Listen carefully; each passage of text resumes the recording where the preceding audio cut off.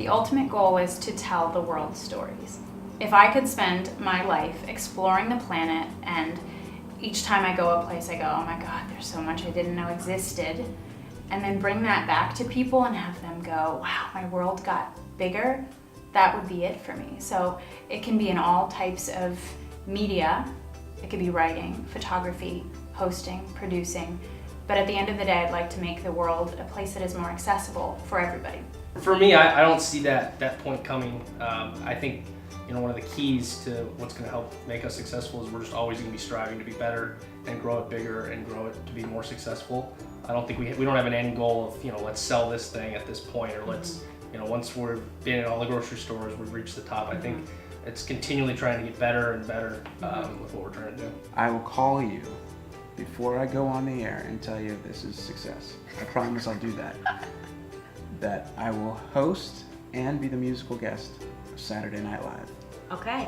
That is success.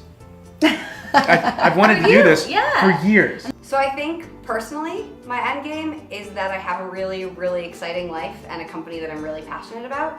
My business partner Tyler actually pointed out at one point that he had gotten into wine and into this business because he really wanted to combine travel and always have a life that he was traveling.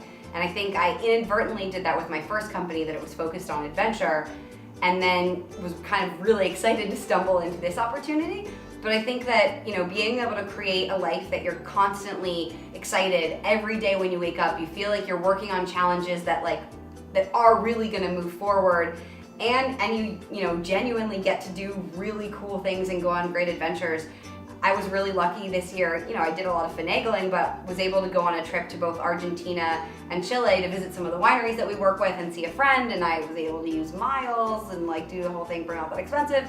But it was really cool to be able to actually feel like I'm doing work, but I'm traveling around Chile and having a great time. And I think that's kind of my ultimate goal, to create something that I really am excited about.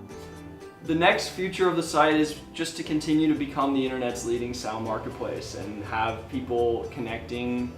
My goal is to connect the next John Williams with the next Steven Spielberg, or providing sound for projects all over the world. Well, I definitely see myself in Silver Lake still. I love Silver Lake. I'd like to buy a house there. And also in Northern California, where I grew up, where my family and older community is. And I'd also like to open a space in Silver Lake that is storefront, art gallery, music event space that really brings community together, is really a vibrant space, and that I can also have classes in, and then continuing to do retreats and teaching.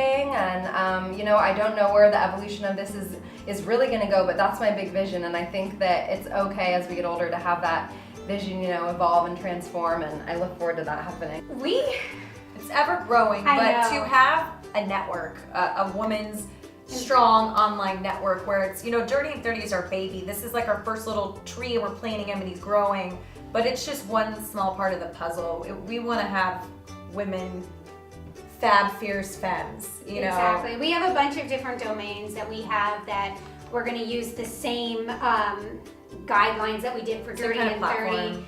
And also, to not just be in the digital space, which we're not just in right now, but writing books, on shows, and just inspiring women to speak out and be who they are. That's really what we want to do.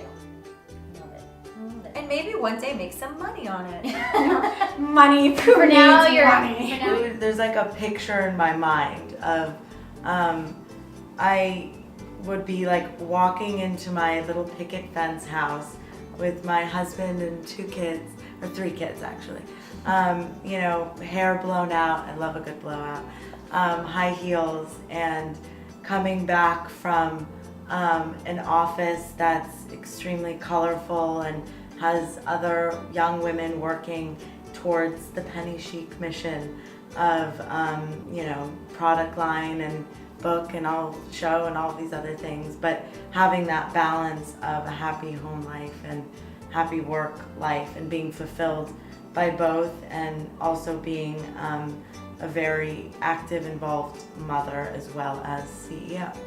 There's not a top for anybody, and anyone who says I've reached the top, I don't think that the top might be a top for them at that moment, but I think that we're constantly changing, we're constantly evolving a situation. We're never in the same situation. And so what is the top? Is it the top of a particular circumstance, or is there a top? For me, I don't think there ever is, because I think I'll always be able to do something different, cooler, better, more fun, just more exciting.